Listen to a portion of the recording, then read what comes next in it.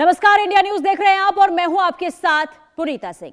इस बुलेटिन में हम बात करने वाले हैं क्या आज की रात ईरान पर भारी है। आज की रात आखिर क्या होने वाला है, इसे हम जानने और समझने की कोशिश करेंगे। लेकिन आपको ये बता दें कि देखिए 6 फरवरी को दुनिया को ये उम्मीद थी कि अमेरिका ईरान के बीच सब कुछ शांत हो जाएगा, लेकिन मस्कट में दोनों देशों के बीच वार्ता फेल हो गई, जिससे दोनों के बीच टेंशन हाई लेवल पर अब बन गई है। अमेरिका और ईरान जंगी तैयारी में जुटे हुए हैं और इधर अमेरिका और ईरान पर हमला करने की तैयारी में है। और ट्रंप के विशेष दूत स्टीव विटकॉफ और ट्रंप के दामाद जेरेड कुशनर ने मिडिल ईस्ट में तैनात अमेरिकी विमान वाहक पोत अब्राहम लिंकन का दौरा भी किया। और यह साफ साफ संकेत है कि अमेरिका आज रात ईरान पर हमला करेगा। और ईरान के विदेश मंत्री अब्बास अरागची ने कहा कि ईरान के नजरिए से यूरेनियम संवर्धन पर प्रतिबंध के मुद्दे पर कोई बातचीत नहीं हो सकती।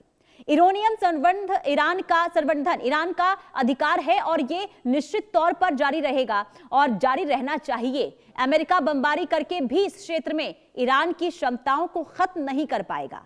अगर अमेरिका ईरान पर हमला करता है तो अमेरिकी सैन्य अड्डों को निशाना बनाया जाएगा।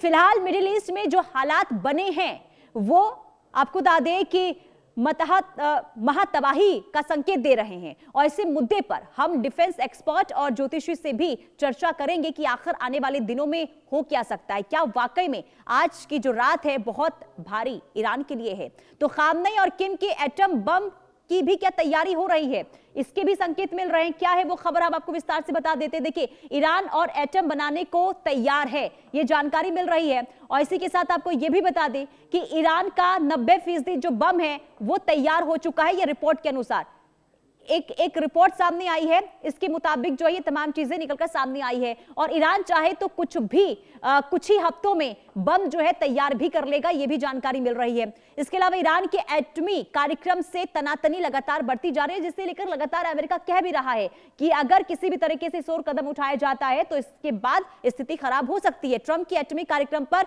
रोक की कोशिश लगातार है, जिससे जो जानकारी मैंने आपको पहले भी दी। और देखिए नॉर्थ कोरिया भी एटमी हथियार जो है उसे तैयार कर रहा है। और ऐसे में माना जा रहा है कि क्या आगे हो सकता है। किम जोंग ने एटम बम बनाने की भी शपथ ली है, यह भी खबर निकलकर सामने आ रही है। यानी कि अब समझिए कि किस तरीके से स्थिति इस वक्त बनती हुई नजर आ रही है। अमेरिका से जंग लड़ने को इस वक्त किम जोंग है वो तैयार हैं। यानी कि अगर ईरान पर हमला हुआ तो साथ जो है किम जोंग का भी ईरान को मिलता हुआ नजर आएगा। ईरान एटम बम बनाने के लिए तैयार है, जो मैंने जानकारी आपको पहले दी। और ईरान का 90% जो बम है वो पूरी तरीके से तैयार है, ये रिपोर्ट के अनुसार खबर सामने आ रही है। कुल मिलाकर देखिए अगर स्थिति खराब हुई तो हालात जो है वो आने वाले दिनों में मिडिल ईस्ट में खराब हो सकते हैं।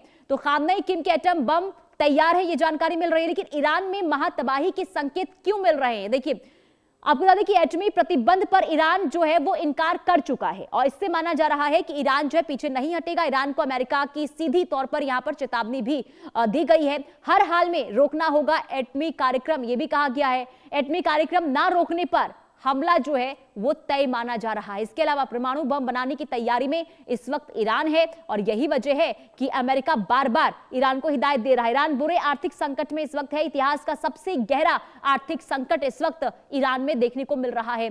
इसके अलावा मुद्रास्फीति और दर 42% जो है वहां पर पहुंच चुकी है। ईरान पर लगे और कड़े प्रतिबंध और इसी के साथ आपको बता दें कि शर्तों के साथ अमेरिका अब वहां पर बात जो है वो चाहता था, लेकिन देखिए बातचीत इससे पहले भी हुई लेकिन बातचीत को लेकर कोई निष्कर्ष नहीं निकला और ईरान को अमेरिका की सीधी तौर पर यहां पर चेतावनी भी जारी कर दी गई है। कुल मिलाकर देखिए तनाव की जो स्थिति है वो लगातार अभी भी बनी हुई है। आखिर तनावपूर्ण जो स्थिति, जो हालात बने हुए हैं कैसे कम होंगे, इसे लेकर बातचीत से भी कोई हल निकलता हुआ नजर नहीं आया। और ऐसे में माना यह जा रहा है कि अब अमेरिका जो है ईरान पर कभी भी किसी भी वक्त हमला कर सकता है। ईरान पर आखिर क्यों आक्रामक है ट्रंप, इसको भी हम आपको समझा देते हैं। ईरान के न्यूक्लियर कार्यक्रम को लेकर लगातार कोशिश अमेरिका की तरफ से हो रही है कि बातचीत के जरिए इसका समाधान निकाला जाए, लेकिन होता हुआ नजर नहीं आ रहा है। ईरान की न्यूक्लियर साइटों पर नजर है अमेरिका की और खामनेई को सत्ता से बेदखल करना भी इस वक्त ट्रंप चाहते हैं। इसके अलावा इजराइल के समर्थन में भी ईरान पर पैनी नजर है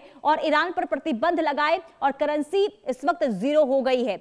रजा पहलवी का अमेरिका ने समर्थन किया है। इसी के साथ ही ईरान के न्यूक्लियर प्रोग्राम जो है वो निशाना इस वक्त अमेरिका का है। ट्रंप का निशाना सीधे तौर पर ईरान के न्यूक्लियर कार्यक्रम पर है और इसी को लेकर ही बार बार देखिए ये कोशिश हो रही है अमेरिका की तरफ से कि देखिए बातचीत के जरिए न्यूक्लियर पावर को लेकर कोई बीच का रास्ता निकले, लेकिन ऐसा होता हुआ नजर नहीं आ रहा है क्योंकि 2 दिन पहले देखिए ओमान में बातचीत हुई थी, लेकिन उस बातचीत में भी कोई निष्कर्ष नहीं निकला और ऐसे में माना यह जा रहा है कि तनावपूर्ण हालात अभी भी दोनों देशों के बीच में बने हुए हैं।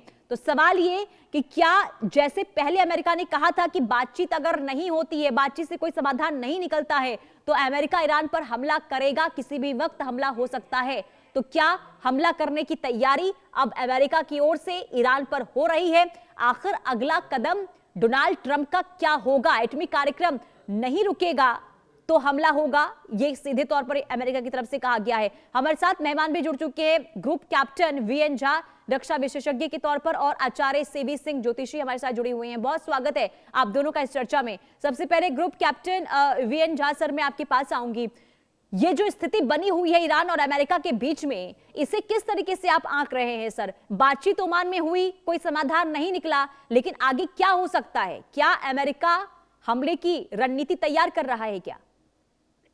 जी, कुछ तो बादल दिखाई दे रहे हैं युद्ध के, लेकिन ये युद्ध जो है किसी भी तरह से जायज नहीं होगा डोनाल्ड ट्रंप के लिए। देखिए, डोनाल्ड ट्रंप जब आए थे सत्ता में दूसरी बार, तो वो अपने आप को पीस का मसीहा, शांति का मसीहा वो साबित करने की कोशिश कर रहे थे, लेकिन वो इस तरह से युद्ध करेंगे।